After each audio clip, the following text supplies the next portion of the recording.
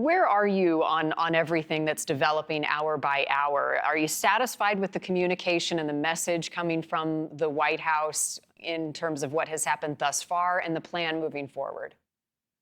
Well, what's happened thus far is we've got validation that the only way you really negotiate with Iran is to do it by force. That's just what they understand. That's an unfortunate reality, but that is the reality. They are a bad actor, Marty. We've known this for a long time. The best news so far is that we've pretty much ensured they're not going to have a nuclear weapon, and that was the main objective along the way. I personally don't think we're ever going to have a lot of friends in that part of the country. That's just not part of who they are. So we will continue to, quote, negotiate in a position of strength. And I wish we had a little bit more help from some of our friends who say they like what we're doing. They just don't want to help us. But in the meantime, it's a blockade.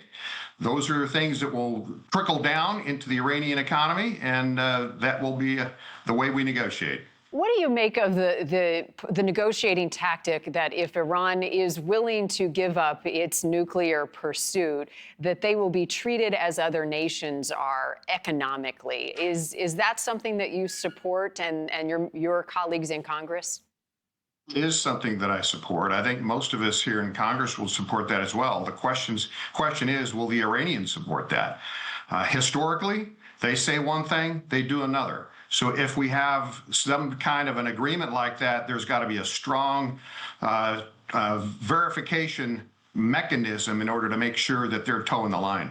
What might that be? What's your understanding of any safeguards that would be necessary to keep Iran in line?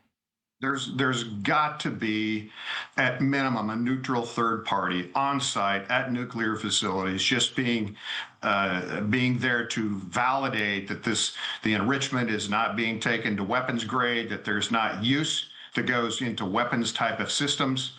And at a minimum, we just have to validate that. We can't trust these folks. The president says by the midterms he expects oil prices to be lower. It's tough because this situation is so fluid right now. But what is your message, Congressman, to your constituents about the price of gas right now and inflation once again going up? Well, the problem that we're seeing in the U.S. isn't a function of supply. We've got the supply. It's a function of the markets because it is a world market for oil. And so I've been trying to explain to my constituents that we really do anticipate this to be a relatively short-term spike. We do have the supply. As this evens out, we will see those prices drop back down again. I don't know that it's going to happen by the midterm. Certainly, I hope so, but that's the economics driving the situation.